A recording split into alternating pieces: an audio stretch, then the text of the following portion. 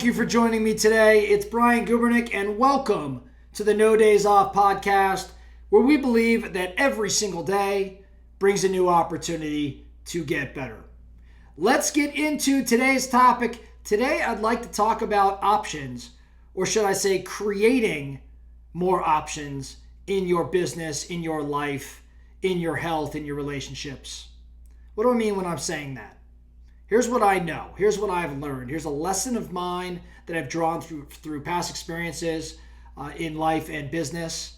It is an incredibly important lesson and one that I find applicable on a daily basis. And that lesson is this: making great decisions in business, in life, in health, in relationships, whatever it may be, making great decisions is a function of the number of options that you have available to you. That being the case, we must always be looking for ways to increase our options, and the odds of making the right decision will therefore multiply.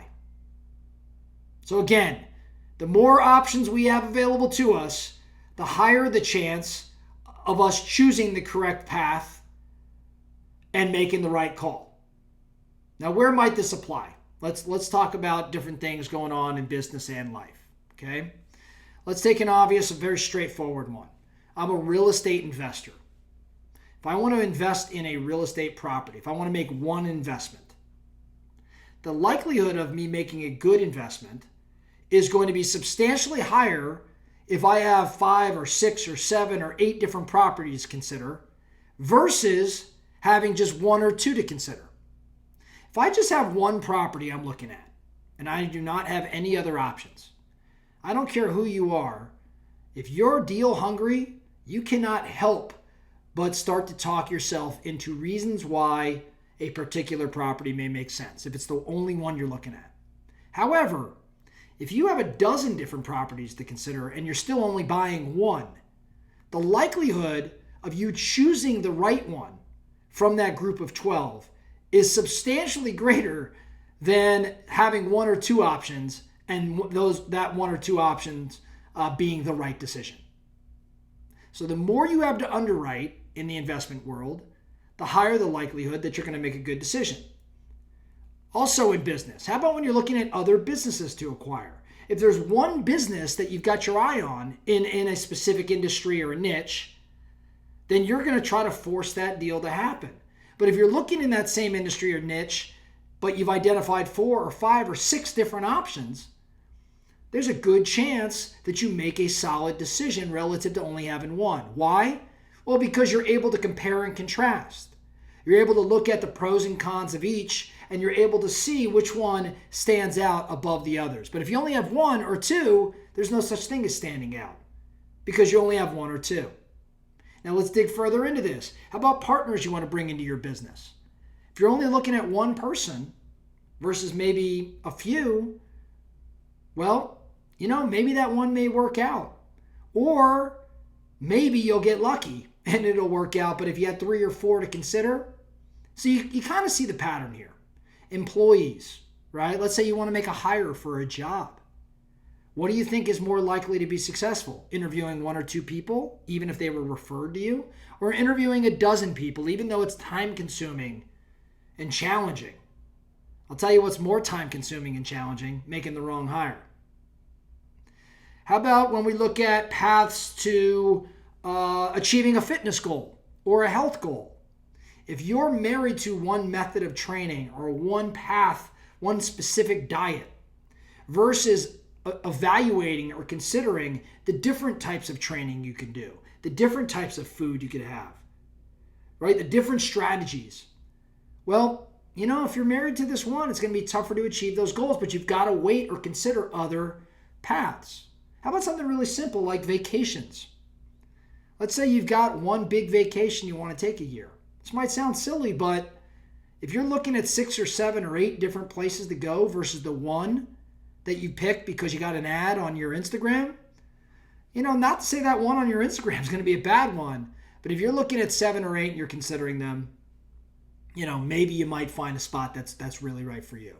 The last option example I'd like to give is somewhat funny, but it kind of proves the point better than all the others, in my opinion. And that's when it comes to identifying and finding your significant other, your spouse, even. See, here's an interesting fact. The vast majority of married couples, the majority, I think it's in excess of 50%, but maybe less than 3/4. I think it's around 60%. 60% of couples meet one another in roughly a 10-mile radius from where they currently reside. So the average couple meets their soulmate, their significant other, 10 miles away from where they presently reside. 2/3 of all people on dating apps right now do not have a location radius set for more than 30 miles from their home. So just to be clear, 2/3 of people on dating apps, they have the filter, however this works. I don't have experience in this, but I assume you can set the radius for people to find for you on this app at a certain distance. 30 miles or less is the current setting of 2/3 of people. So where am I going with this? Well, the majority of people are not meeting their significant other, their soulmate, more than 10 to maybe 30 miles max from where they presently reside. We wonder why there's a higher divorce rate. We wonder why couples split. And there's a lot of reasons why that is. But not to be funny, is it possible that we do not have a marriage challenge or a relationship challenge? We actually have, and here's the funny part, a lead generation problem? Is it possible that we have not created enough options because we're only willing to go 10, maybe 20 miles away from where we presently reside? Again, this is your soulmate. This is the person, this is your significant other, the person that you say at your wedding you're going to spend the rest of your life with.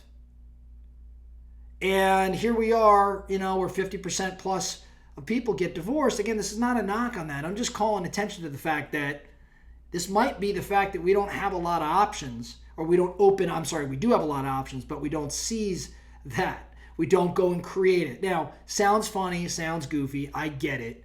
And I know what I'm talking about is not necessarily realistic. We don't have access to the entire world to find our soulmate. Well, we sort of do, but we sort of don't. Right? And by the way, I'm guilty of this. My wife lived 6 miles away from where I lived when we met. Right? But it is just interesting to think around that a lot of couples, maybe they don't work out because the options were rather limited. And if we had cast a wider net, maybe, just maybe, the results would be different. So again, going back to the lesson here. Great decisions, making great decisions is a function of the number of options we have available to us. So we've got to always be looking for ways to increase our options. And that increases our odds of making solid decisions. So the focusing question, what are you working on today? What decision do you have to make today? What path do you have to choose today? Where you may not have enough options available to you, and therefore you're jeopardizing your decision-making process. What steps can you take to increase your options today so that the likelihood of success increases and lack of success decreases? The possibility of not winning or potentially failing decreases. Something to think around. That's all I have for you today. The No Days Off podcast. Thank you so much for listening. And remember, every single day brings a new opportunity to get better. So let's get after it.